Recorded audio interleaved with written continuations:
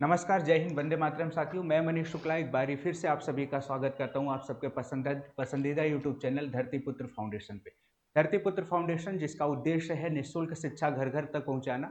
और अगर आप इस चैनल पर नए हैं तो एक बारी इस चैनल को सब्सक्राइब कर लीजिएगा, वीडियो को लाइक कर दीजिएगा और उन साथियों तक जरूर शेयर करिएगा जिन तक अभी ये चैनल नहीं पहुंचा है, क्योंकि इसका उद्देश्य है निःशुल्क शिक्षा घर घर तक पहुंचाना। और घनानंद सर का ये जो ड्रीम है कि हर घर तक शिक्षा पहुंचे, हर व्यक्ति शिक्षित बने, सबल बने, तो आप इस ड्रीम का, इस मुहिम का हिस्सा बन चुके हैं। और आपको ज़रूरत है कि आप इस चैनल को सपोर्ट करें और हर उन साथियों तक ये चैनल को आप पहुंचाएं जो पैसे के अभाव की वजह से अपनी स्टडी को कंटिन्यू नहीं कर पाते थे। तो एक बहुत अच्छी मुहिम है जो घनानंद सर ने शुरू करी है, जिस मुहिम में जुड़कर आप निःशुल्क शिक्षा प्राप्त कर सकते हैं। और जैसा कि मैं मनीष शुक्ला आप सभी को इंग्लिश पढ़ा रहा हूँ और अभी तक इंग्लिश की बहुत सारी क्लासेज आपको मिल चुकी हैं। और पिछली क्लास में हम लोगों ने पार्ट्स ऑफ स्पीच शुरू किया था। पार्ट्स ऑफ स्पीच में हम लोगों ने पहला पार्ट्स ऑफ स्पीच पढ़ना शुरू किया था नाउन, जिसमें हम लोगों ने नाउन की डेफिनेशन, आखिर नाउन होता क्या है, इस बात को हम लोगों ने सीख लिया था। इसके अलावा हम लोगों ने सीख लिया था कि नाउन अगर हमें पता चल गया कि होता क्या है, नाउन की डेफिनेशन क्या होती है, तो फिर सेंटेंस में नाउन को कैसे पहचानते हैं। तो हम लोगों ने पढ़ा था सेंटेंस में नाउन पहचानने का तरीका है कि आपको नाउन का फंक्शन पता हो, आपको नाउन का केस पता हो। अगर आपको नाउन का केस पता है, जिसको हिंदी में कारक के नाम से जानते हैं, तो आप नाउन को बहुत ही आसानी से सेंटेंस में पहचान सकते हैं। नाउन के केस कौन कौन से थे, जिसमें हम लोगों ने पढ़ा था सब्जेक्टिव केस था, ऑब्जेक्टिव केस था, पजेसिव केस था, वोकेटिव केस था और केस इन अपोजिशन था। जिसमें हम लोगों ने सब्जेक्ट क्या है ये सीख लिया था। सब्जेक्ट के बारे में पिछली क्लास में हम लोगों ने सीखा था, ठीक है। तो चलिए आज हम लोग सीखेंगे नाउन के और जो भी केस होते हैं उनके बारे में। तो इसके पहले कि क्लास को शुरू करूं, मैं एक बारी मैं आपको बता दूं कि पिछली क्लास में हम लोगों ने पढ़ा क्या था। पिछली क्लास में हम लोगों ने नाउन पढ़ा था और नाउन में हम लोगों ने क्या पढ़ा था, नाउन में हम लोगों ने पढ़ा था नाउन के केस। क्या हमने शुरू किया था, नाउन का केस पढ़ना शुरू किया था कि आखिर नाउन के केस कितने होते हैं, नाउन के केसेस कौन कौन से। नाउन के केसेस में हम लोगों ने पढ़ा था कि कभी भी सेंटेंस में नाउन आएगा तो वो पहला काम करता है कि सेंटेंस में क्या बन जाएगा, सेंटेंस में वो सब्जेक्ट बन जाएगा। अगर कभी भी सेंटेंस में नाउन आपको मिलता है तो पहला काम वो सब्जेक्ट बन जाता है। दूसरा काम इसका हम लोगों ने पढ़ा था कि अगर वो सब्जेक्ट के रूप में नहीं मिलेगा तो दूसरा केस जरूर मिल जाएगा आपको ऑब्जेक्ट के रूप में। सब्जेक्ट क्या होता है ये हम लोगों ने पिछली क्लास में सीख लिया था। ऑब्जेक्ट क्या होता है इसके बारे में हम लोगों ने पिछली क्लास में सीख लिया था। आज हम लोग सीखेंगे नाउन का तीसरा केस। इसमें हम लोगों ने वोकेटिव केस भी सीख लिया था। इसमें हम लोगों ने क्या सीख लिया था, वोकेटिव केस के बारे में भी सीख लिया था कि आखिर वोकेटिव केस क्या होता है। तो हमने आपको बताया था जब हम किसी को किसी के नाम से बुलाते हैं, एड्रेस करते हैं, संबोधित करते हैं, तो वो नाउन का वोकेटिव केस होता है, क्योंकि नाम ही नाउन है। ये बात हमने आपको बता रखी थी। आज हम लोग नाउन का केस जो सीखने चल रहे हैं वो बहुत इंपॉर्टेंट है और आपके एग्जाम के पॉइंट ऑफ व्यू से बहुत इंपॉर्टेंट है और यहाँ से क्वेश्चन भी आपको देखने को मिलेंगे। आज हम लोग सीखेंगे नाउन का पजेसिव केस। आज हम लोग नाउन का कौन सा केस सीखेंगे, नाउन का सीखेंगे पजेसिव केस कि आखिर ये पजेसिव केस होता क्या है। तो सबसे पहले हम नाउन का पजेसिव केस सीखें। अच्छा, अगर इसी को फंक्शन की बात करें कि नाउन का फंक्शन क्या होता है, तो इसी को हम पजेशन भी बोल देते हैं, याद रखिएगा, ठीक है। अगर कोई केस पूछेगा तो केस क्या होता है, पजेसिव केस होता है। और अगर फंक्शन कोई पूछेगा तो इसी का फंक्शन को हम क्या नाम देते हैं, ये कौन सा नाउन का कौन सा फंक्शन होता है, पजेशन इसका फंक्शन होता है। अब आखिर ये पजेशन होता क्या है, इस बात को हम लोग डिटेल में सीखेंगे। देखो, पजेशन का दो मतलब होता है।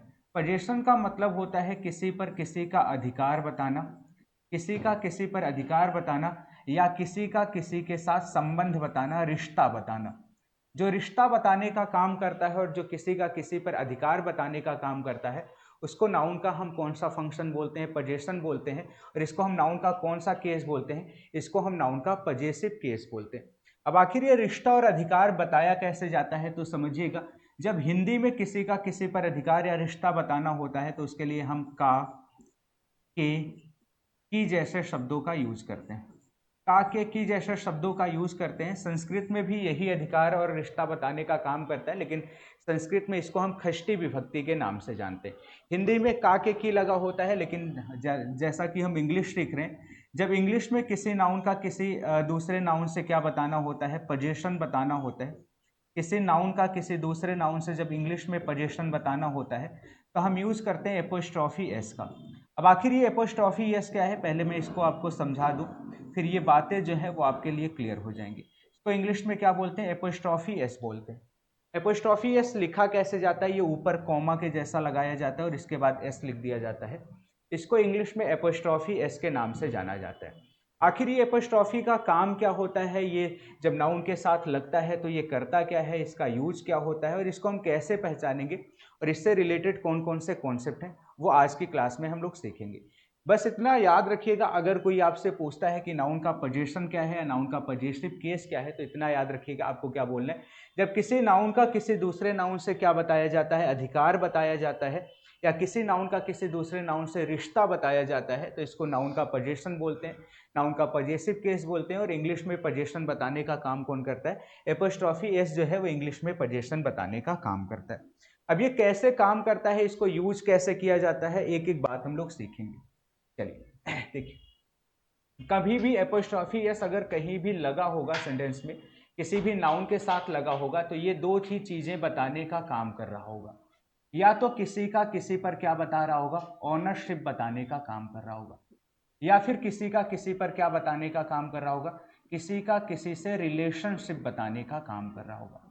कभी भी एपोस्ट्रॉफी एस आएगा, किसी भी नाउन के साथ लगा होगा, तो वो दो ही चीजें बताने का काम करता है। या तो किसी नाउन का किसी नाउन से रिश्ता बताता है, रिलेशन बताता है, या फिर किसी का किसी नाउन पर क्या बताता है, अधिकार बताता है। कैसे बताता है, यूज कैसे होता है, वो समझते हैं, लेकिन उसके पहले इससे रिलेटेड एक कॉन्सेप्ट आप याद रखिएगा। वो कॉन्सेप्ट क्या है, वो कॉन्सेप्ट ये है कि ये जो एपोस्ट्रॉफी एस होता है, ये हमेशा ऐसे नाउन के साथ यूज होता है जो नाउन लिविंग है। लिविंग का मतलब जो नाउन क्या है, सजीव है। तो पहला कॉन्सेप्ट आप ये याद रखिएगा, एपोस्ट्रॉफी एस का यूज, ठीक है, एपोस्ट्रॉफी एस का यूज हमेशा हमेशा लिविंग नाउन के साथ किया जाता है। कैसे नाउन के साथ किया जाता है, हमेशा आपको लिविंग नाउन के साथ इसका यूज करना है, हमेशा लिविंग के साथ करते हैं। अब ये लिविंग क्या होता है, लिविंग का मतलब सजीव। लिविंग का मतलब क्या होता है, लिविंग का मतलब होता है सजीव, और सजीव तो आप लोग जानते होंगे, ठीक है। अगर मान लो लिविंग है तब तो आप एपोस्ट्रॉफी एस लगा लोगे, लेकिन अगर वो नाउन नॉन लिविंग यानी निर्जीव हो गया तो याद रखिएगा, यदि नाउन कैसा है, यदि नाउन नॉन लिविंग है, कैसा है, नॉन लिविंग है। नॉन लिविंग का मतलब निर्जीव, नॉन लिविंग का मतलब क्या होता है, निर्जीव होता है, इस बात को याद रखिएगा। यदि नाउन नॉन लिविंग है, निर्जीव है, तो एपोस्ट्रॉफी एस का यूज गलत होगा।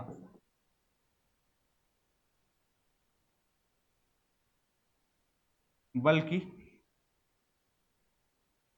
एक प्रेपोजिशन का यूज करते हैं, और वो कौन सा प्रेपोजिशन होता है, प्रेपोजिशन ऑफ का यूज होता है, प्रेपोजिशन ऑफ का यूज होता है।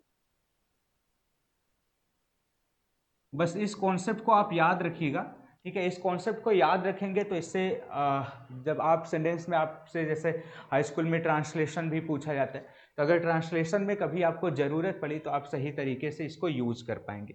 अब कैसे यूज कर पाएंगे उस बात को मैं आपको सिखाता हूँ। उस बात को सीखने के लिए आप देखें, जैसे मान लो हम आपके सामने दो सेंटेंस लिखते हैं, सेंटेंस क्या, दो फ्रेज में आप सबके सामने लिखता हूँ, जैसे मैंने लिखा, अभी सेंटेंसेस भी लिखूंगा, पहले मैं फ्रेज में आपको इन बातों को समझा दूं। मैंने लिखा राम की किताब, मैंने एक फ्रेज कौन सी लिखी, राम की किताब, ठीक है, राम की किताब।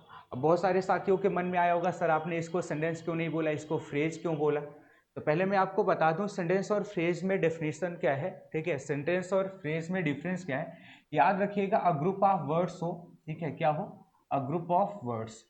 अ ग्रुप ऑफ वर्ड्स का मतलब शब्दों का समूह।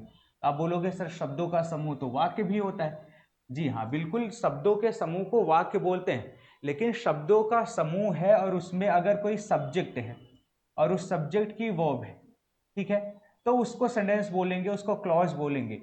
लेकिन अगर शब्दों का ग्रुप है, ग्रुप ऑफ वर्ड्स है, और उसमें कोई सब्जेक्ट और उसकी कोई वर्ब नहीं है, ठीक है, ना तो कोई सब्जेक्ट है और ना ही कोई उसकी मेन वर्ब है, तो याद रखिएगा इस ग्रुप ऑफ वर्ड्स को आप सेंटेंस या क्लॉज ना बोल के इस ग्रुप ऑफ वर्ड्स को आप इंग्लिश में क्या बोलते हैं, फ्रेज बोलते हैं। क्या बोलते हैं, फ्रेज बोलते हैं, और हिंदी में इसको वाक्यांश बोला जाता है, ठीक है। वाक्यांश आप लोगों ने पढ़ा होगा, ठीक है, उपवाक्य पढ़ा होगा, उपवाक्य क्लॉज होती है, हिंदी में जो उपवाक्य आप पढ़ते हैं इंग्लिश में वो क्लॉज होती है, उसमें सब्जेक्ट और क्रिया होती है और वो किसी सेंटेंस का पार्ट होता है। लेकिन अगर उसमें सब्जेक्ट और क्रिया नहीं है तो उसको वाक्यांश बोलते हैं, फ्रेज बोलते हैं। अब देखो, राम की पेन, ठीक है, इसमें कोई सब्जेक्ट और क्रिया नहीं है, इसलिए हमने इसको फ्रेज बोला था। तो दो फ्रेज से मैं इस बात को, अपनी जो कही गई बात है, लिखा गया जो कॉन्सेप्ट है, उसको मैं आपको एक्सप्लेन करूंगा। जैसे पहला फ्रेज हमने लिख दिया राम की किताब, और दूसरा फ्रेज हमने लिख दिया कि पेन की स्याही। क्या लिख दिया? पेन की स्याही। आप देखिए दो वाक्यांश यहाँ पे लिखे हैं, दो फ्रेजेज यहाँ पे लिखे हैं, और दोनों फ्रेज को जब आप देखेंगे तो दोनों में किसी ना किसी से रिलेशन या किसी ना किसी पर अधिकार बताने की बात हो रही। जैसे राम की किताब में अधिकार बताया जा रहा है कि किताब पर अधिकार किसका है, किताब पर अधिकार जो है वो राम का है। और हमने पहले ही बता दिया, ओनरशिप बताना हो, ओनरशिप का मतलब हिंदी में क्या बोलते हैं? अधिकार। किसी नाउन का किसी नाउन पर अधिकार बताना हो, या फिर किसी का किसी पर क्या बताना हो? रिश्ता बताना हो। ठीक है, तो आप किसका यूज करते हैं? आप एपोस्ट्रोफी एस का यूज करते हैं, पोजीशन नाउन का यूज करते हैं। अब राम की किताब को आप ध्यान से देखेंगे तो किताब पर राम का क्या बताया जा रहा है? अधिकार बताया जा रहा है कि किताब पर अधिकार किसका है? राम का है। और आप हिंदी से भी पहचान सकते हैं, काके की लगाए, और काके की का मतलब हमने अभी बताया था, या आप यहाँ पे देख पा रहे होंगे। ठीक है, पिछली स्लाइड में था। काके की का मतलब भी हिंदी में पोजीशन होता है, और इंग्लिश में उसी पोजीशन को बताने के लिए हम एपोस्ट्रोफी एस का यूज करते हैं।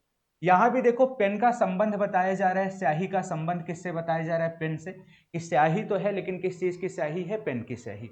तो संबंध या अधिकार बताने के लिए हम काके की का यूज करते हैं। इंग्लिश में एपोस्ट्रोफी यूज करते हैं या फिर ऑफ का यूज करते हैं। ठीक है, वो पता कैसे चलता है? जिसका अधिकार या रिश्ता बताया जा रहा है, उस नाउन को देखना है वो लिविंग है या नॉन लिविंग है। अगर सबसे पहले हम बात करें राम की, तो राम आप बताओ लिविंग है या नॉन लिविंग है? तो आप लोग बोलेंगे कि सर राम तो अपने आप में क्या है? लिविंग है। राम अपने आप में लिविंग है, यानी सजीव है। और मैं फिर पूछूं यहाँ पे, बताइए अच्छा पेन अपने आप में लिविंग है या नॉन लिविंग है? तो आप बोलेंगे सर जो पेन है वो अपने आप में नॉन लिविंग है, मतलब क्या है? निर्जीव है। पेन अपने आप में क्या है? नॉन लिविंग है, निर्जीव। अगर लिविंग और नॉन लिविंग आप पहचान पा रहे हो, और बिल्कुल आप पहचान पा रहे होंगे, तब आप इसको ट्रांसलेट भी बहुत आसानी से कर पाएंगे। जैसे यहाँ पे लिविंग है, और हमने क्या कहा? लिविंग के साथ आप एपोस्ट्रोफी एस का यूज करिए, कोई गलती नहीं है, सही होगा। लेकिन अगर नाउन नॉन लिविंग है, निर्जीव है, तो एपोस्ट्रोफी एस का यूज करना आपके लिए क्या हो जाएगा? गलत हो जाएगा। बल्कि वहां पे क्या यूज करना पड़ेगा? प्रेपोजिशन ऑफ का यूज करना पड़ेगा। चलिए मैं ट्रांसलेट करके दिखाता हूं। जैसे मान लीजिए राम की किताब का ट्रांसलेशन करना है, तो हमने राम लिख दिया, और राम के साथ आप क्या लगा देंगे? एपोस्ट्रोफी एस लगा देंगे। और किताब की इंग्लिश क्या होती है? बुक। हमने लिख दिया राम्स बुक। ठीक है, लेकिन अगर दूसरा जो फ्रेज है, इसको ट्रांसलेट करने के लिए हम ऐसे लिख दें, पेन लिख दें, पेन में एपोस्ट्रोफी एस लिख दें और इंक लिख दें, तो ये अपने आप में गलत हो जाएगा। और ये गलत इसलिए हो गया क्योंकि पेन क्या था? अपने आप में नॉन लिविंग था, और नॉन लिविंग के साथ कभी भी एपोस्ट्रोफी एस का यूज नहीं होता है, यूज करना गलत होता है। तो ये ट्रांसलेशन आपका क्या हो जाएगा? गलत हो जाएगा।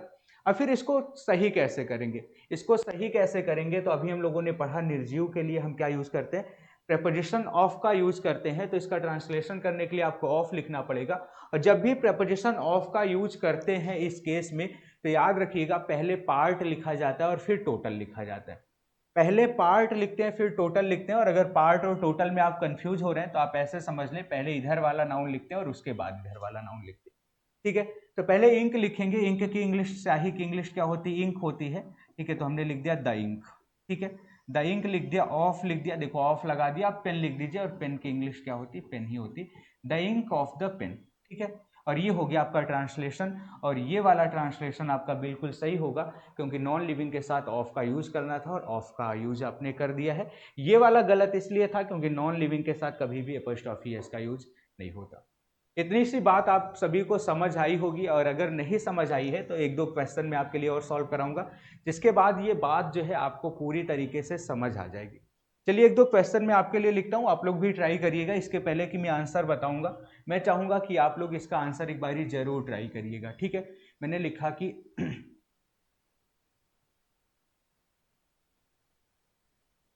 रोहन का भाई, और फिर मैंने लिखा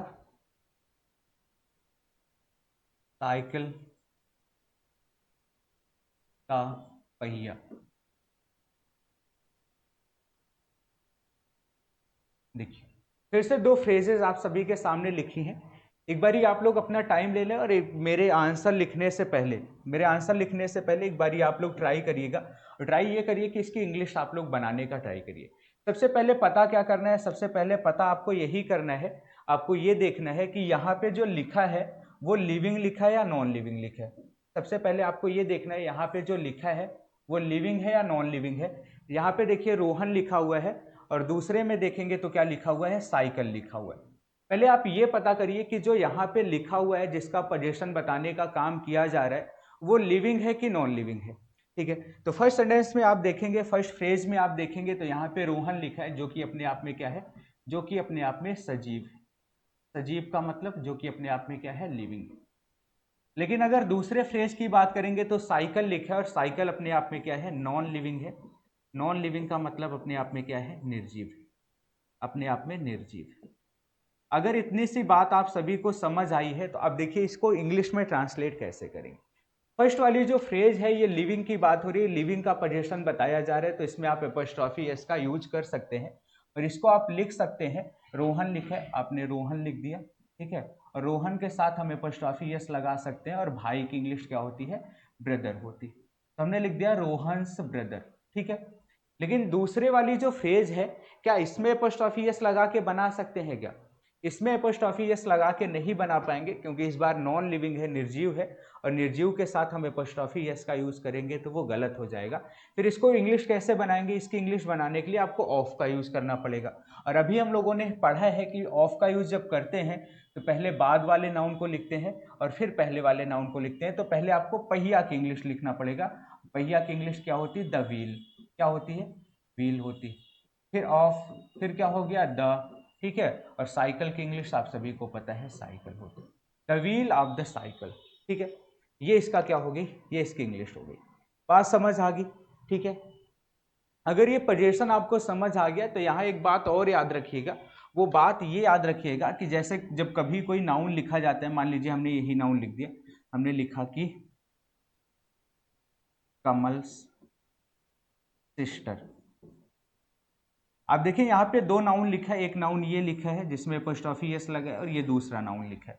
ठीक है, अब अगर इसमें दो नाउन लिखे हैं और आपसे ये पूछ लिया जाए कि इसमें पजेशन कौन है और पजेसिव कौन है, ठीक है, ये सारी बेसिक बातें हैं जो आप अगर अभी सीखे रहेंगे, 9th-10th में अगर आप सीखे रहेंगे तो बाद में आप कॉम्पिटिशन एग्जाम देंगे तो वहाँ पर आपको इंग्लिश जब आपको पढ़ाई जाएगी, आप कॉम्पिटिशन के लिए पढ़ेंगे तो आपको समस्या नहीं होगी। ये नहीं होगा कि इंग्लिश मुझे समझ नहीं आ रही, लोगों को इंग्लिश समझ उस टाइम इसीलिए नहीं आती क्योंकि बेसिक उनका बहुत वीक रहता है। तो बेसिक जो है आप अभी से अपना अच्छे से कंप्लीट करते चलें। जिस नाउन के साथ एपोस्ट्रोफी एस लग जाता है, याद रखिएगा, जैसे इस नाउन के साथ एपोस्ट्रोफी एस लग गया तो इस नाउन को इंग्लिश में पजेसिव बोलते हैं। इस नाउन को इंग्लिश में क्या बोलते हैं, पजेसिव बोलते हैं। और जो इसके बाद नाउन लिखा होता है, जैसे ये नाउन लिखा है तो इसको इंग्लिश में पजेशन बोलते हैं। इसको इंग्लिश में क्या बोलते हैं, पजेशन बोलते हैं। तो यहाँ से आप दो बातें याद रखेंगे। पहली बात कौन सी याद रखेंगे कि लिविंग के साथ एपोस्ट्रोफी एस का यूज होता है और नॉन लिविंग के साथ हमेशा ऑफ का यूज होता है, एपोस्ट्रोफी यूज नहीं होता। और दूसरी कौन सी बात याद रखेंगे, दूसरी बात ये याद रखेंगे कि जिस नाउन में एपोस्ट्रोफी एस लगा रहता है उस नाउन को पजेसिव बोलते हैं और जो इसके बाद लिखा हुआ नाउन होता है इसको इंग्लिश में पजेशन के नाम से जाना जाता है। अगर इतनी बात समझ आ गई है तो आपको अब पजेसिव और पजेशन पहचानना आ गया है और साथ में ये पहचानना आ गया है कि पजेसिव और पजेशन के रूप में लिखा हुआ जो शब्द होगा वो अपने आप में क्या होता है, नाउन होता है। तो नाउन का एक फंक्शन क्या है, नाउन का एक फंक्शन ये भी है कि अगर सेंटेंस में कहीं भी पजेशन लिखा है तो आप आंख बंद करके बोल सकते हैं कि अगर पजेशन लिखा है तो वो जरूर कोई ना कोई क्या होगा, नाउन होगा, क्योंकि नाउन के काम ही यही है, नाउन के काम ही है यही है। हम लोगों ने नाउन के देखो कितने काम सीख लिए, तो हम लोगों ने नाउन के सीख लिए कौन कौन से काम। पहला सीख लिया हम लोगों ने कि नाउन आएगा तो सेंटेंस में कौन सा काम करेगा, सब्जेक्ट का काम करेगा। दूसरा हम लोगों ने सीख लिया नाउन आएगा तो सेंटेंस में कौन सा काम करेगा, ऑब्जेक्ट का काम करेगा। तीसरा हम लोगों ने सीख लिया नाउन सेंटेंस में आएगा तो कौन सा काम करेगा, वोकेटिव का केस का काम करेगा। चौथा अभी अभी हम लोगों ने सीख लिया कि नाउन अगर सेंटेंस में आएगा तो कौन सा काम करेगा, पजेशन का काम करेगा। क्या नाउन के इतने ही फंक्शन है? नहीं, नाउन का फंक्शन और भी है। अब वो अगला फंक्शन कौन सा है, नेक्स्ट फंक्शन कौन सा है, चलिए उसको भी सीख लेते हैं। और जो नेक्स्ट फंक्शन है वो है केस इन अपोजिशन। कौन सा फंक्शन है, केस इन अपोजिशन है। ठीक है, अब ये केस इन अपोजिशन क्या होता है, ये केस इन अपोजिशन क्या होता है, इस बात को भी सीख लेते हैं अच्छे से। ठीक है, इस बात को भी अच्छे से सीख लेते हैं कि आखिर ये केस इन अपोजिशन क्या होता है। क्योंकि कई बार यहाँ से भी क्वेश्चन आ सकता है, आपसे पूछा जा सकता है कि आखिर ये केस इन अपोजिशन होता क्या है। केस इन अपोजिशन का मतलब पहले क्या होता है समझ लें, पहले इसका शाब्दिक मतलब समझ लें। इसका शाब्दिक अर्थ ये होता है, अपोजिशन का मतलब ही होता है अगल बगल। क्या होता है इसका मतलब? अगल बगल। अब ये अगल बगल क्या है? ठीक है, अगल बगल क्या है, पहले मैं इसकी डेफिनेशन आपको बता दूं, फिर इसको मैं आपको समझाता हूं तो सारी बात समझ आ जाएगी। तो पहले मैं डेफिनेशन आपको समझा दूं। डेफिनेशन इसकी ये है, जब किसी नाउन के बगल, जब किसी नाउन के बगल कोई दूसरा नाउन, कोई दूसरा नाउन या नाउन फ्रेज, अभी मैं ये बात आपको समझा दूंगा, पहले इसका मतलब समझ लें। नाउन फ्रेज को दो कॉमास के बीच में लिखा जाता है, दो कॉमास के बीच लिख दिया जाता है,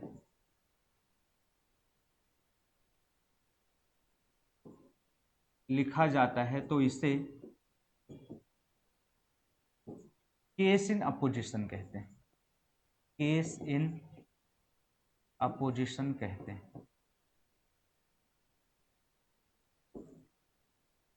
अभी केस इन अपोजिशन का काम क्या होता है? ठीक है, ये तो समझ आ गया कि कोई नाउन लिखा होगा, उसके बगल दो कॉमा के अंदर कोई दूसरा नाउन लिखा होगा तो वो केस इन अपोजिशन बन जाएगा। लेकिन आखिर ये जो केस इन अपोजिशन लिखा जाता है, इसका काम क्या होता है? इसका काम क्या होता है? इसका काम होता है, ठीक है, इसका काम जरूर याद रखिएगा, इसका काम होता है अपने बगल लिखे नाउन की, अपने बगल लिखे नाउन की एडिशनल इंफॉर्मेशन बताता है। क्या बताता है? एडिशनल इंफॉर्मेशन बताने का काम करता है। अभी एडिशनल इंफॉर्मेशन क्या है? एडिशनल इंफॉर्मेशन देता है, और ये एडिशनल इंफॉर्मेशन है क्या, उस बात को समझते हैं कि आखिर ये जो नाउन होगा, जो दो कॉमा के बीच में लिखा होगा, इसको केस इन अपोजिशन कहते हैं। इसका काम भी हमें पता चल गया, एडिशनल इंफॉर्मेशन देने का काम करता है। लेकिन आखिर ये है क्या, ये बात समझ नहीं आई। ठीक है, तो इस बात को मैं आपको समझाता हूँ। जैसे मान लीजिए यहाँ पे मैं आपके लिए लिखता हूँ, ठीक है, यहाँ पे मैंने एक सेंटेंस लिखा, और सेंटेंस ये लिखा कि महात्मा गांधी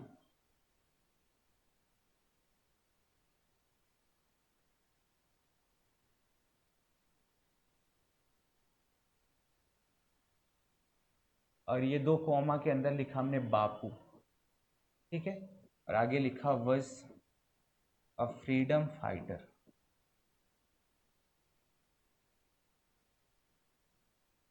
आप देखें ये सेंटेंस एक हमने लिखे। अब इस सेंटेंस में अगर मैं कहूं कि केस इन अपोजिशन ढूंढ कर आप बता सकते हैं मुझे, तो केस इन अपोजिशन बिल्कुल आप ढूंढ लेंगे। आप क्या बोलेंगे, इसमें कौन सा लिखा हुआ शब्द केस इन अपोजिशन है? तो इसमें जो लिखा हुआ शब्द है, ठीक है, बापू, वो अपने आप में क्या है? केस इन अपोजिशन है। ये बापू शब्द क्यों केस इन अपोजिशन है? क्योंकि आप देखो ये इस नाउन के बगल लिखा है। कौन से नाउन के बगल लिखा है? इस वाले नाउन के बगल लिखा है, ठीक है। और क्या काम कर रहा है? इस नाउन के बगल लिखा है और दो कॉमा के अंदर लिखा है। अगर नाउन के बगल कोई दूसरा नाउन या नाउन फ्रेज लिखी और दो कॉमा के अंदर लिखी तो उसको केस इन अपोजिशन बोलते हैं। अब केस इन अपोजिशन का काम क्या होता है? अभी हम लोगों ने पढ़ा था कि केस इन अपोजिशन का काम क्या होता है। केस इन अपोजिशन का काम होता है एडिशनल इंफॉर्मेशन बताना, एडिशनल इंफॉर्मेशन बताना। एडिशनल इंफॉर्मेशन का मतलब इसी के बारे में थोड़ी सी और जानकारी बताना इसका काम होता है। अब कैसे जानकारी ये बता रहा है? तो जब भी याद रखिएगा, जब भी कोई नाउन लिखा होगा और उसके बगल केस इन अपोजिशन लिखा होगा, तो ये केस इन अपोजिशन है और ये नाउन कोई अलग अलग नहीं होंगे, बल्कि इसी नाउन की ये इंफॉर्मेशन होगी और एक्स्ट्रा जानकारी होगी। ठीक है, कैसे? तो यहाँ पे देखो महात्मा गांधी, और महात्मा गांधी की ही इंफॉर्मेशन है। महात्मा गांधी को ही क्या बोला जाता था? बापू बोला जाता था। ठीक है, तो केस इन अपोजिशन का काम ही होता है एडिशनल इंफॉर्मेशन देना। और आपको अभी सिर्फ मैं पहचानना सिखा रहा हूँ कि आखिर केस इन अपोजिशन को पहचानते कैसे। तो कैसे पहचानते ये हमने दिखा दिया। एक दो सेंटेंसेस में आपके लिए और लिखूंगा और मैं चाहूंगा कि इस बारी आप लोग पहचान कर बताएंगे कि इस सेंटेंस में केस इन अपोजिशन कौन है। जैसे मैं आपके लिए एक सेंटेंस लिख रहा हूँ और मैं चाहूँगा कि इस वाले सेंटेंस में आप सभी देखेंगे सेंटेंस को ध्यान से, और देखने के बाद मुझे ये बताएंगे और कमेंट सेक्शन में बताएंगे, ठीक है। जब भी आप क्लास देख रहे होंगे तो कमेंट सेक्शन में जरूर बताइएगा कि आखिर इस वाले सेंटेंस में केस इन अपोजिशन क्या था, ठीक है ना। ये आपके लिए होमवर्क है जो उसका जवाब आपको देना है। जैसे मैंने लिखा कि एक सेंटेंस मैंने लिखा अलेक्जेंडर। अलेक्जेंडर का नाम पता नहीं आप लोगों ने सुना है कि नहीं सुना है। अलेक्जेंडर, आपने सिकंदर का नाम तो जरूर ही सुना होगा, आप लोग 9th या 10th में आपने हिस्ट्री पढ़ी होगी तो उसमें सिकंदर का नाम आया होगा, ठीक है।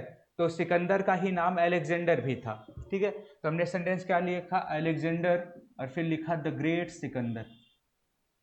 अलेक्जेंडर द ग्रेट सिकंदर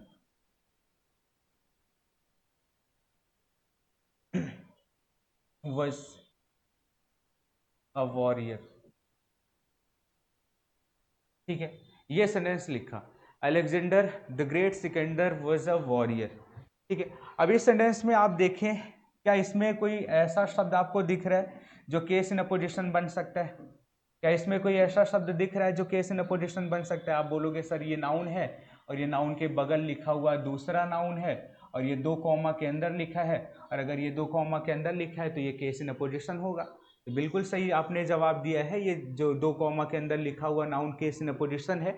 और अगर ये केस इन अपोजिशन है तो ये काम कौन सा कर रहा है? इसी नाउन की क्या बताने का काम कर रहा है? इसी नाउन की ये एडिशनल इंफॉर्मेशन बताने का काम कर रहा है। क्या काम कर रहा है? एडिशनल इंफॉर्मेशन ये बताने का काम कर रहा है। अब एडिशनल इंफॉर्मेशन ये कैसे बता रहे हैं? तो आप बोलोगे सर अलेक्जेंडर कोई दूसरा नहीं था और द ग्रेट सिकंदर कोई दूसरा नहीं था। अलेक्जेंडर की इंफॉर्मेशन थी एडिशनल इंफॉर्मेशन, कि अलेक्जेंडर को ही क्या बोला जाता था? ग्रेट सिकंदर के नाम से जाना जाता था। तो आप लोगों के मन में आ रहा होगा सर आपने बोला था होमवर्क होगा, जवाब तो आप ही ने दे दिया। तो मैं आपके लिए एक क्वेश्चन लिख रहा हूँ, ये है आपका होमवर्क, ठीक है। इसका जवाब सभी को कमेंट सेक्शन में बताना रहेगा। मैंने लिखा पंडित जवाहरलाल नेहरू, ठीक है। पंडित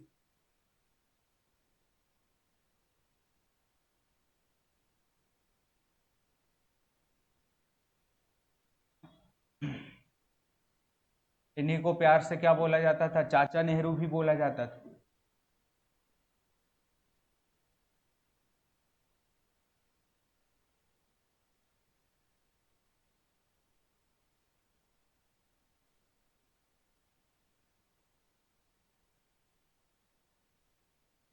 ये रहा आपका सेंटेंस, और इसका इस वाले सेंटेंस में केस इन अपोजिशन आप लोगों को ढूंढना है और ढूंढकर बताना है कि इस वाले सेंटेंस में कौन सा ऐसा नाउन या नाउन फ्रेज है जो केस इन अपोजिशन का काम कर रहा है। ये आपका होमवर्क था, ठीक है ना, ये आपका होमवर्क था। चलिए।